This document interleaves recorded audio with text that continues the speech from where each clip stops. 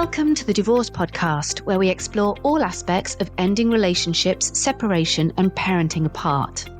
If your marriage or partnership has ended, or you have friends and family who are separating, this podcast is for you. I'm Kate Daly, a relationship counsellor, divorce specialist, and co-founder of Amicable, the online legal service for separating couples. In each episode, we look at relationships and separation from different angles, including the emotional, legal, and social. I'm joined by experts and special guests who share their own unique stories, experience, and tips with the goal of helping people end relationships in a kinder and better way. In this episode, I was joined by Zoë Desmond and Rebecca Cox to talk about their brand new book, How to Be a Happy Single Parent. Zoë Desmond is a single mum and the founder of Frolo, the award-winning app and community for single parents. Rebecca Cox is a single mum and founder of The Single Mother Edit. She's a journalist whose writing has been published by outlets such as Elle, Vogue, and many more. We started off the episode by talking about how Zoë created Frolo and got to know Rebecca in the process. We chatted about their stories of becoming single parents and the challenges associated with raising children on their own. We went on to discuss how Frolo filled the essential need for a single parent support network and its international presence today. Throughout the episode, Zoë and Rebecca talk about their new book, as well as some of the chapters, including those which focus on boundaries, as well as the emotional side of what it actually means to be a single parent. If you loved this episode, then please subscribe and rate us on your preferred listening platform. Welcome, Rebecca, and welcome, Zoë. Thank you so much for having us, Kate. Oh, it's lovely to see you both. Thank you for joining me. Now, today's episode is going to be talking all about the new book, How to Be a Happy Single Parent. And we've had a good read of it at Amicable. We think it's absolutely fabulous. Cannot recommend it enough. So I'm really interested and excited to hear a little bit more about the inspiration for it and what you base your advice on. So maybe if we start off by telling us a little bit first about your own journey. So what brought you to writing that book, starting Frolo, the whole shebang? Zoë, why don't you kick off? Sure. So my journey started 6 years ago when I became a single parent through a relationship breakdown with my son's dad. And my son Billy was only one at the time. And I was really struggling at the time. I was struggling, with navigating the end of the relationship, grieving the family unit that I'd always wanted to create, feeling guilty that I hadn't been able to create it for my son beyond 1 year of his life, and also just feeling overwhelmed in new motherhood.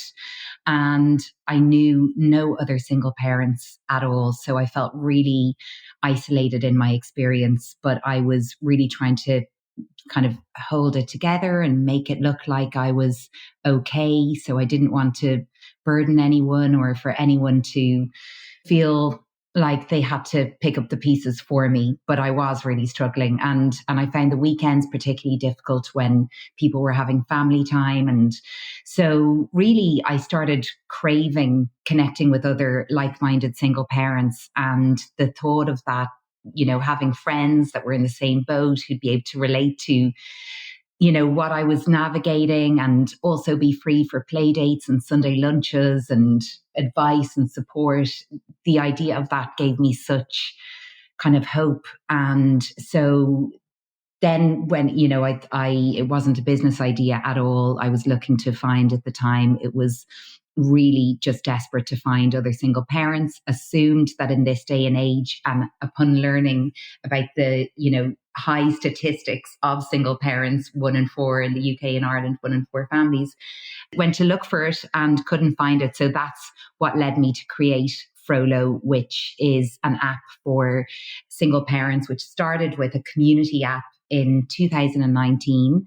And we just added on a dating mode last year.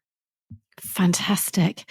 And Rebecca, what about your journey? Where did you come from in all of this then? So very, very similar start to Zoë. I separated from my son's dad when my son was 1.5. And I'd been with him since I was a teenager at university. So exactly the same as Zoe. I felt really kind of lost and lonely at that point. And I met Zoe just as she was starting up Frolo. I was one of kind of her first Frolo friends. She was my first Frolo friend. And immediately, I think that was about 2 or 3 years into single motherhood for both of us. And I'd found my feet, but it was such a difficult process. And just as Zoe describes, I kind of felt reluctant or unable or too proud to ask other people for help. And I didn't have any other single parents in my life at that point, apart from my own mum, who for some reason I just saw as a completely different circumstance. And as soon as I met Zoe, it just gave me that connection that I had been looking for. She just instantly kind of got me, and I understood her. And it did kind of set the wheels in motion almost immediately for the book that we've ended up writing together, because we both just couldn't believe that it didn't exist. Just as Zoe's saying, she couldn't believe that something similar to Frolo didn't exist, because it just seemed like there was such an obvious need for both of those things for single parents in the same situation as us.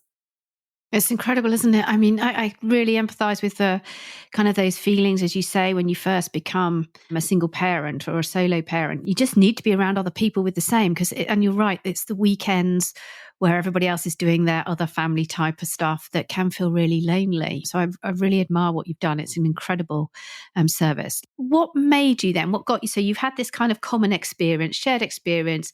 You've met through this idea of setting up the app. What then tipped you into thinking, oh, I know, we'll write a book? Because it's a massive ask, isn't it? Writing a book, it's a huge commitment. So what made you decide that a book was what was needed?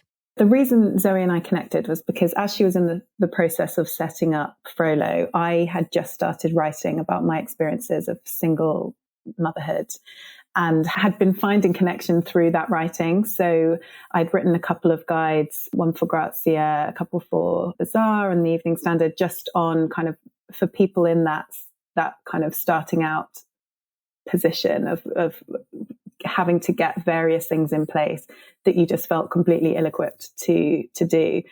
And I'd started kind of gaining feedback from and connecting with other single parents just on social media through that writing. And at that point, Zoe was just kind of getting Frolo out there into the world. So we were drawn together through that power of connecting with other single parents. And because I'd had such positive feedback from these very few and quite kind of bare minimum articles, we were both just immediately saying, this needs to be a concrete resource for people in the future. And so that was kind of 4-ish years ago now, wasn't it, Zoe? And yeah, it just kind of, it just kind of stayed there. Every time we met up, we were like, we've got to start working on this. We need to get this out there. And finally it now is. Fabulous. And Zoe, who is the book aimed at? Because we've talked a little bit, even in this brief part of the kind of conversation, about single parents. Are there lots of different types of single parent? Is it for all of them, or is it aimed at a specific subset of single parents? What does the terminology mean, and who is this book really for?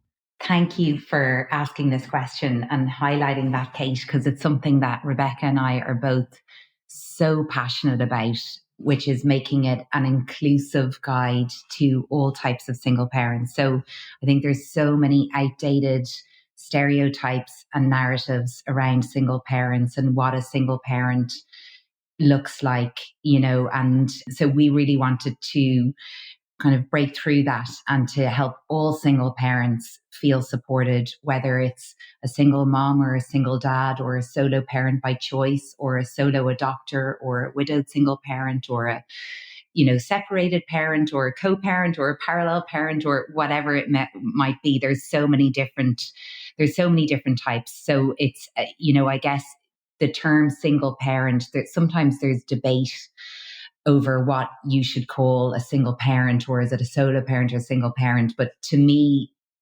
and what a single parent, the definition of a single parent, in Frolo and in the book really is somebody who is living in a household and doing it themselves and without the other parent of that child living under the same roof and supporting, in the raising of that child. So, yeah. And I think it's so important for all single parents to be seen and supported and acknowledged. Yeah. Yeah, no, I agree. It's a really laudable aim, isn't it? And it's one that I think comes across when you actually read the book, that it can be read in so many different ways, depending on what your personal circumstances of single parenting is. And that's what I really love about it. It doesn't create sides or subgroups, or it doesn't worry about labels. And I really like that, because it does feel totally inclusive, and it's great. Now, obviously, there are different circumstances that require different advice. So let's talk about the book at from the sort of beginning chapters. The first part of the book talks about the early steps and list making. Well, if you find yourself in a situation of being a single parent, what are the first few things then you feel you need to consider or make lists about or do? How do you kick off this journey? I think this chapter was so important to get right for us, and so difficult to write, just as making the list itself is so incredibly difficult, because I think that's probably the one kind of common thing that we hear from other single parents, and the common kind of feeling that new single parents have is this just complete overwhelm at the task ahead of them of how do you get from, if you're in a kind of a couple and you're going on to be a single parent, or if you are a solo adopter and you are going from being on your own to suddenly a parent. Just it's an overnight shift, whichever way you're coming into single parenting. And because you're tackling everything on your own, it can feel just completely overwhelming. So what we wanted to do was break down all of those kind of big initial hurdles into a really digestible and kind of workable list, so that it's very practical and people can just follow the steps. Because from my perspective, that's basically how I navigated the first couple of years of being a single mum, was just this enormous kind of pages and pages long to-do list. So, and then we go on and do chapters on each of these things, but it's the kind of finances, the legal issues, especially if you're kind of untangling from a marriage or separating, childcare, anything practical in terms of living. So where you're going to live, how you're going to build that home.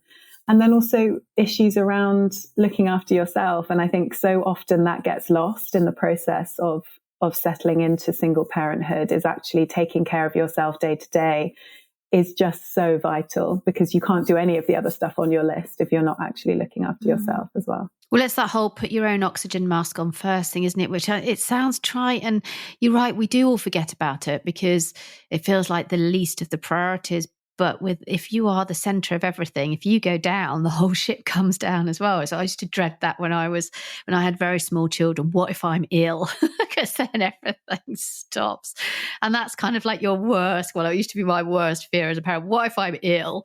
Or something happens to me and my kids are too little to, know what to do or do anything about it. So I really, that whole idea of just having a list and just working through it, and just, I always think it's not trying to look at the whole thing together, just looking at it one thing at a time. And I guess as organized people, we may be used to having lists, but it's a really basic, solid tip for people, isn't it? One of the things I'm also interested in is this transition. You talk about the transition from parent to co-parent. Well, we talk about the transition of parent to co-parent and amicable, and I guess you're doing the same thing. It surprises me how little information there is about that kind of stuff, and that there isn't much out there that talks about you are going to be learning a new set of skills. You're going to be related, particularly in our world, to a co-parent who you're no longer married to. So you don't have that sort of that glue or that kind of nice, easy oiling of the wheels because you're in a relationship. So you're suddenly in a very different way of communicating, a way of kind of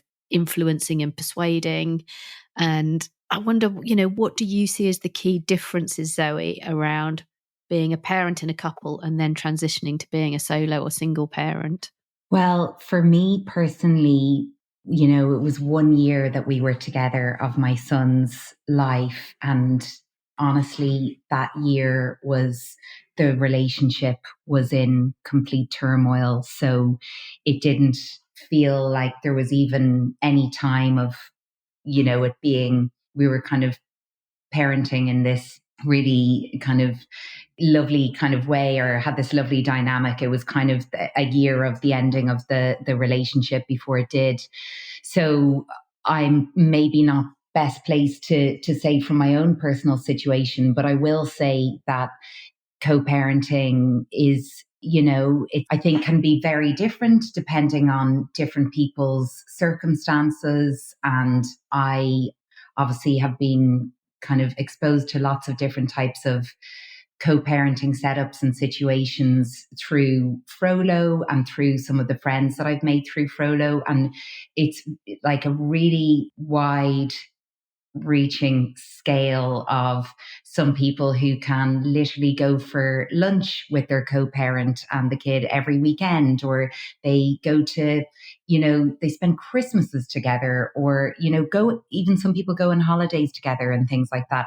And then there's the other side of that scale, which is full on parallel parenting, like no contact, very, very, extremely boundaried and very high conflict potential. So, I think what I've realized, and Rebecca and I tried to highlight this in the book, and we are getting some feedback actually already saying that it's been really, really helpful for people, is that, sometimes you don't fall into the co-parenting or the parallel parenting and that's it for the rest of your co-parenting existence. It's a sliding scale.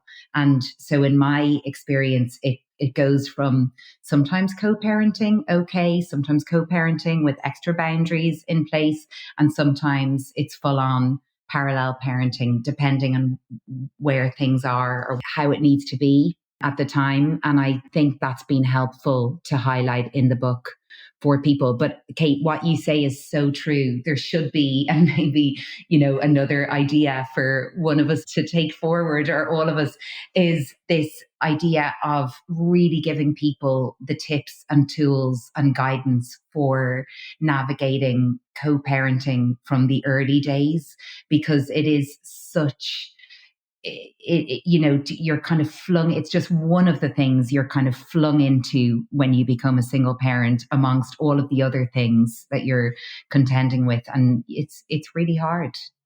Yeah, I agree. I think that whole communication and boundaries piece is probably the most useful and the most relevant thing that you can ever talk to somebody who's going through this kind of stuff. I mean, obviously, this is the Divorce Podcast, so we're coming from this on a sort of a more unidimensional perspective here, because we are essentially talking to people who are ending a relationship and becoming single, solo, or co-parents.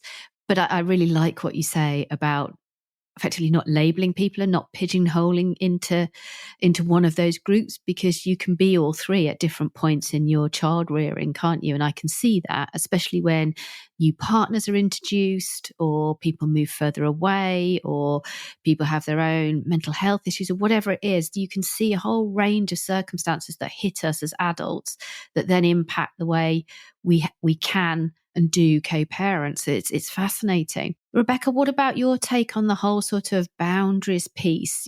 When you were looking at that chapter, what did you feel it was important to consider and to communicate to people about boundaries and how they communicate? We all talk about boundaries a lot now, and it's something that I think, not all of us, but I think a lot of people, it's something that's relatively new in my vocabulary anyway. And that was like such a light bulb moment for me, of having that correctly explained, of how you can implement boundaries in kind of any area of your life. And particularly when it comes to co-parenting, I think that idea that you can make a set of decisions and then draw a line around them, and that actually your co-parent has the right to do exactly the same thing.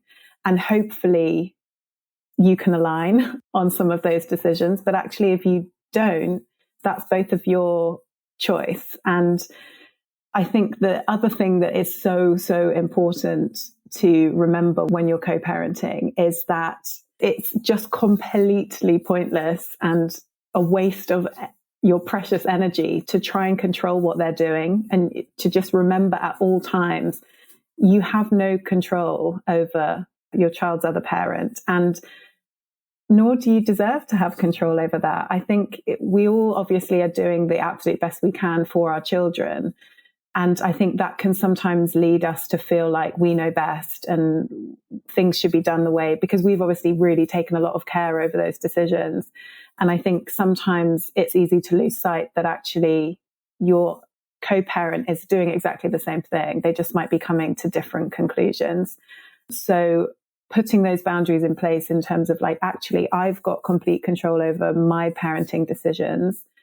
My child's other parent has complete control over theirs, and that's their boundaries, and they're allowed to put those in place. And especially around communication as well, like, great if you can have this kind of free-flowing open communication and that works for both of you. But if that doesn't work for either one of you, you both have the right to say, I don't want this, or actually this would work better for me.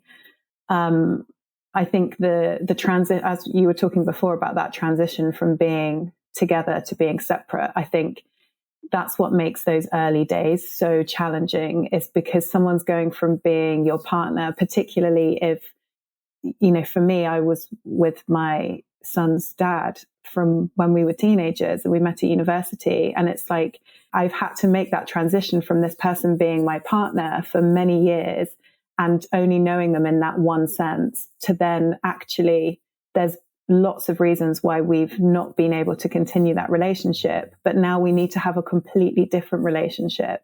And making that kind of break and separation mentally is a massive step. And it's one that you can't, you know, it's one that you have no choice over. Most people, when they cut a relationship, it's easier and best for them to just, that's it. You go your separate ways. But you can't do that with a co-parent. And so I think it's trying to be gentle with yourself and kind to yourself. And if you can, have compassion for the other parent, that actually they're going through that process, especially if one of you likely has, it's been against their will. You know, it's someone's initiated it at least, haven't they? So someone's ahead of the curve in that sense. Yeah. Exactly. So it's really difficult to expect both of you to be like, bam, we're co-parents now. We're a team in a different way. There's no feelings involved in terms of ownership or, you know, that kind of romantic relationship. They don't just disappear, especially on both sides. So I think trying to just take your time and realize, as Zoe said, it's not just a linear path. There's ups and downs, you good times, bad times. And I think both of us are kind of 6 years into this journey, and we've both been through those ups and downs. And knowing that even if you are in the down, that there will still be an up to come, and just being patient. Yeah, it's fascinating, isn't it? I mean, I like what you were saying there in terms of kind of, you know, just giving up on the idea that you can control the other parent is such a big step, but it's such an important one, because that's what releases you from quite frankly, a burden. And it's what allowed you to be your sort of better, truer self, and allows you just to focus on the stuff that you can do. You always say, don't we, when we're talking about stress management, you control the controllables. Your other parent is not a controllable. And the sooner you come to that realization, the sooner you can release yourself from it. But I guess if there's a criticism of that in my mind, and from what I hear from people a lot of the time, is many parents are trying to get some kind of consistency for their children.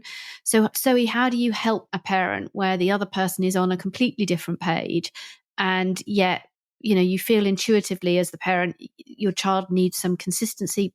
Do children need that consistency, or should we be less worried about that? It's a good question, and it is something that I think probably all of us in a co-parenting situation worry about and face. And I know that I do, and it's challenging. And I completely agree with the, you know, kind of trying to give up the need for control. But it's, unfortunately, it's just not black and white, is it? Because when you're, you know, as we will always try and do, is think about our children, put them first and their needs, and sometimes kind of begging the other parent to sort of try and do the same if we don't think they are, or get some better consistency into the mix, is hard to step back from. But I think what we also do try and get across in the book is that we want to reassure the reader as we reassure ourselves constantly that it's, having one loving home and a parent who can give their child that love, that consistency, that support, that safe space, that is the most important thing. So that is as long as we can put all of our energy into creating that instead of being constantly wobbled about, do they have enough? What's going on the other side? What can I do? I think it's a much, much better use of energy. Yeah, I agree. That idea of good enough parenting, I think it was Winnicott who brought that idea in, wasn't it? But this idea that we are good enough and something about our own kind of self-belief. And that's what I love about the book. It's a real affirmation, isn't it? You read through and you look at the bits and it really affirms you as a person. It's a joyful read, I would say. So really just taking that on and feeling that, as you say, better to concentrate on the good stuff you can do rather than be distracted by trying to get the other parent to do what you're doing. I think that's the key, isn't it? I don't mean it to make it sound simple, because it's not simple. Or maybe it's simple, but it's not easy. It's not easy to do that. But like you say, it's where you direct. We've only got so much energy. It's where we choose to direct it that actually is going to have the impact, isn't it? Let's just move on topic then. So we talked a little bit about the list making, the communication, the boundaries. You also go into a bit of detail about some of the legal type stuff. What sort of advice do you have for people around sorting out legals, Rebecca? I mean, legals is one of the toughest topics to get right, not only because obviously it's kind of a fluid area and advice and laws change, but also because what somebody is going through is usually very unique to them. So to give kind of general advice is quite tricky. But I think something that Zoe and I have spoken about so much over the years is that I think one of the main problems that single parents have when it comes to legal issues is that there is a little bit of kind of a, right, get legal advice straight away and jump into this without thinking approach that people often take. And I know on my part, I was coming into trying to get divorced with absolutely no experience of ever doing anything remotely legal. I bought a house, but again, I didn't really have much involvement in the legal side of that. And I just, signed the forms and did the things. And I think then trying to do something as complicated as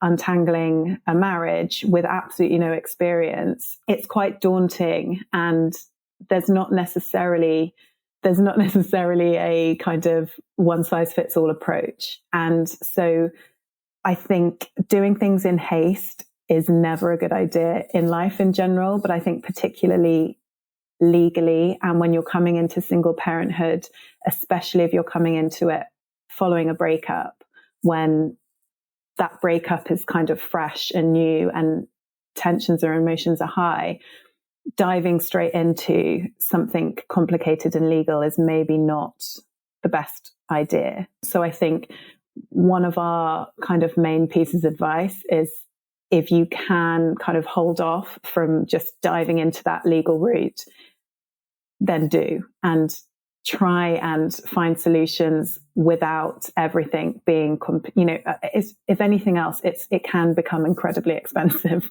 right? If you get into this situation where every email is being sent by a solicitor, these are costs that most single parents just simply cannot afford to take on. So I think just trying to take your time is one massive kind of piece of advice.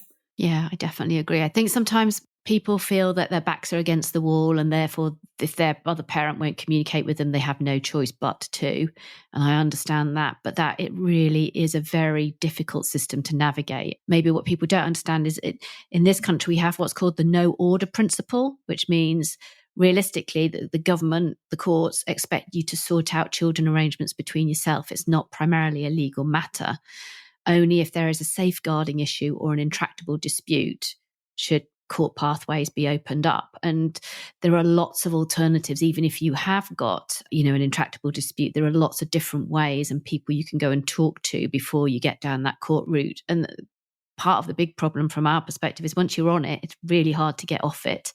And you can be in that court for 10 years plus. I know, because I've been there. You really can. And you don't get the option to say, well, we've sorted this bit out, but we just need this looking at. That's not how it works. The court system is a really blunt instrument and it saps the life out of you. So if people are listening and they are in that tricky place where they can't get their partner to listen at this stage, keep trying to do what you're doing and look for external co-parenting expertise. There are parenting coaches out there, all of whom can help, and you can go to on your own, because as you said earlier, if you improve what you're doing and you get the confidence and the skills under your belt, it then automatically changes how you interact with your co-parent, and that might be the thing that just tips them over into being a bit more responsive and helping you sort things out. So I think it's really good advice. Try and avoid the legals if at all possible. Obviously, there'll be some cases where there is a safeguarding issue and it's not possible. But again, it's always trying to do things, having had a really good think about whether you're just trying to label something because you know it's going to open a pathway, or whether it really is an issue that you need to think about. So yeah. Good advice. What about the whole money side of it? There's quite a big chapter dedicated to money. And as a single parent, money's always kind of sitting on top of you, isn't it? Worrying about money.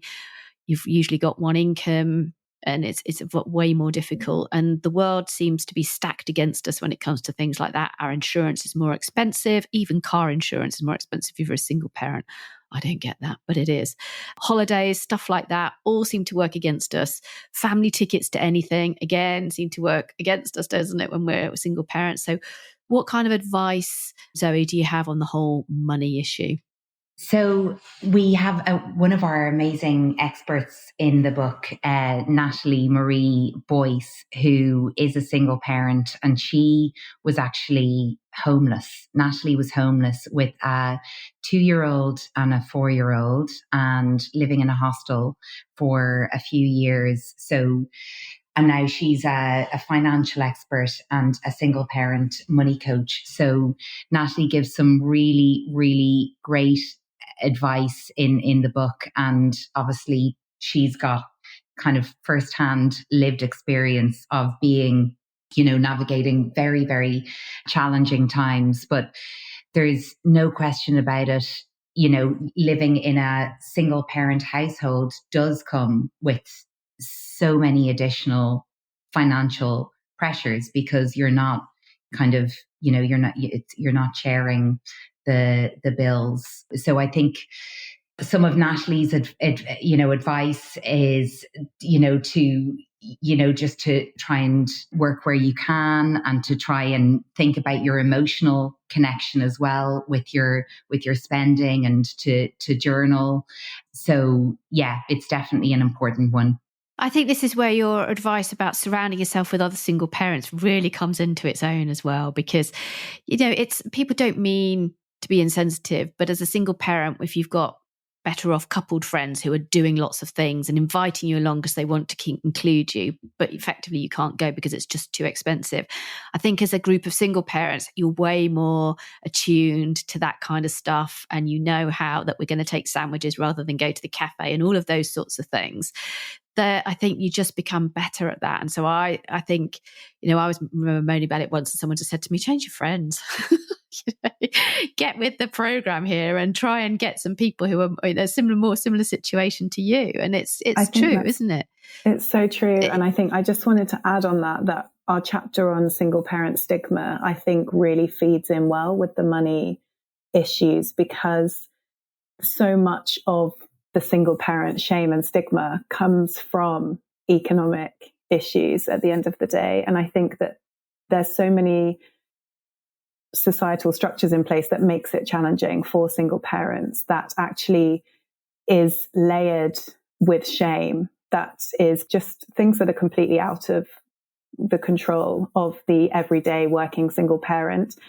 And it's kind of convenient to make it a shameful situation to be in, when actually it's just because it's not realistic to survive on one income for many, many people. So I think if you can actually overcome that shame and stigma and understand why it exists and where it's coming from, then you'll see that a lot of your money issues are not your fault. A lot of it is economic and structural. And actually, if you're doing the best you can, you're working as hard as you can. I had to kind of double my income miraculously overnight to be able to keep having the same life. And that was incredibly hard. But I had this feeling of like, that was my fault somehow.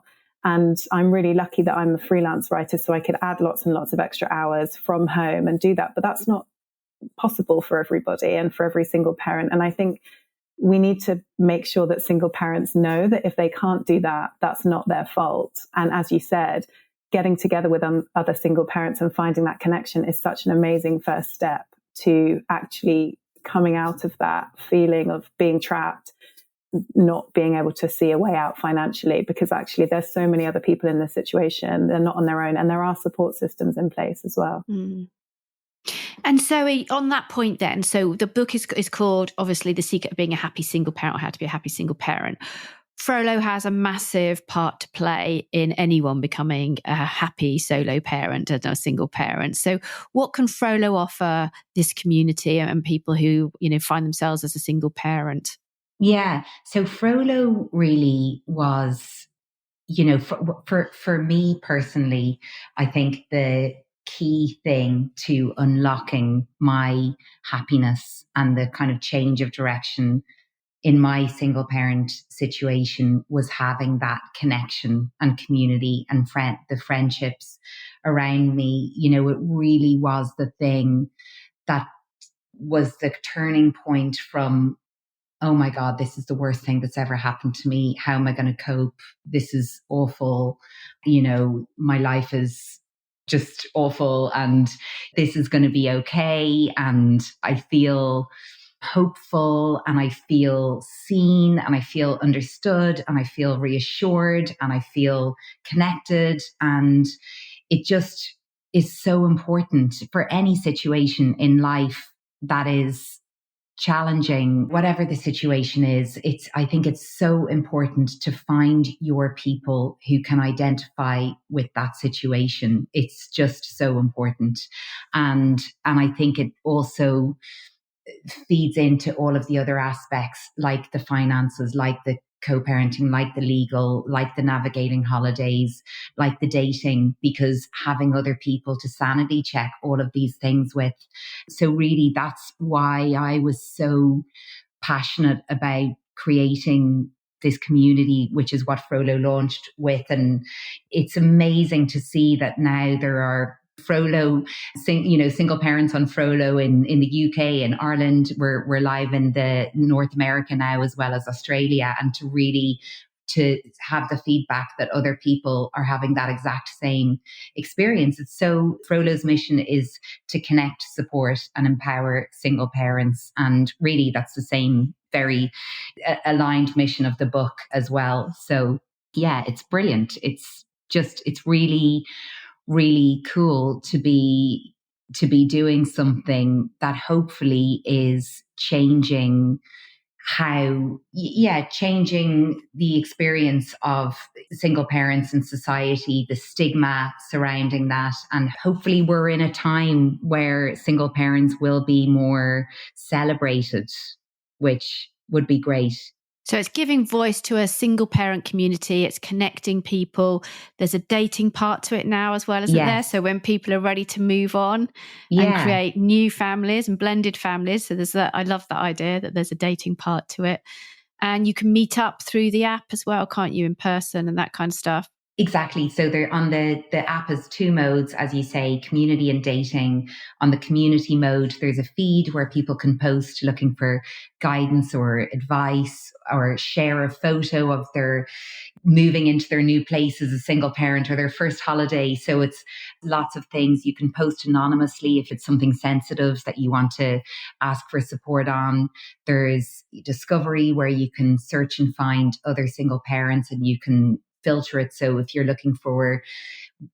a widowed single parent and you specifically want to connect with someone a widow who's got kids the same age, you can do it that way.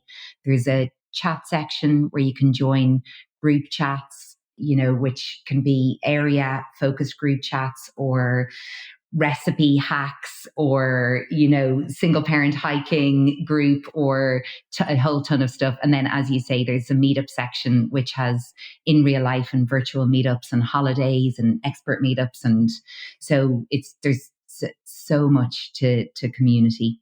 Yeah. Well, I kind of forced you into that, didn't I? Saying that the Frolo app was the way to be a happy single parent, but it definitely sounds like it. Final word from Rebecca. I appreciate I might be asking you to summarize a whole book in a sentence, which is desperately unfair of me. But what do you think, if you had to say to somebody listening to this, what is the secret of being a happy single parent from your perspective? And you can't say the app now. Frolo's a great start, but I think it's also just allowing yourself to actually be in it. We say this in the book, but I think so many people see single parenthood as this thing to escape from and this phase to get through. And hopefully what we've done in the book is lay out the stepping stones to setting up your life as a single parent. And I would just say to people who are at the beginning of that journey, once you get to the point of feeling steady and safe and secure, just actually let yourself be in single parenting, and you'll realize that there are so many wonderful, beautiful, happy things about being a single or solo parent and having your children all to yourself for however many months or years you're a single parent. There are so many things to enjoy that are so special and unique to single parenthood. So trying to be present and see the good in your situation, I think, is the key for me. That's a lovely note to end on. Yeah, one door closes, another opens, full of opportunities and possibilities. That's lovely. Thank you, Rebecca. And thank you, Zoe. It's been fascinating. I mean, we've barely scratched the surface, haven't we, of the book. Where can people find the book? Where can people buy the book, guys?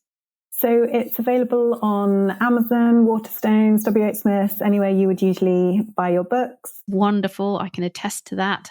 So thank you very much. And where can people find out a bit more about you guys? So frolo.com is our website with everything you need to know about Frolo and the links to download the app. And then Frolo_app on Instagram is where we are in socials. Fabulous. And then I am on Instagram at Single Mother Edit. So all my writing on single parenthood and women's issues and all other topics are all on there. Brilliant. Well, I urge everyone to check both of those out, because you've got such a wealth of experience. It's been fascinating talking to you. Thank you so much indeed for your time. You can find out more about the podcast and me. I'm on Twitter, now X, isn't it? At Kate_Daly. You can hear about new podcast episodes by subscribing for updates and visiting thedivorcepodcast.com or your favourite listening platform as well. Zoe, Rebecca, thank you so much for joining me, and thank you everyone for listening.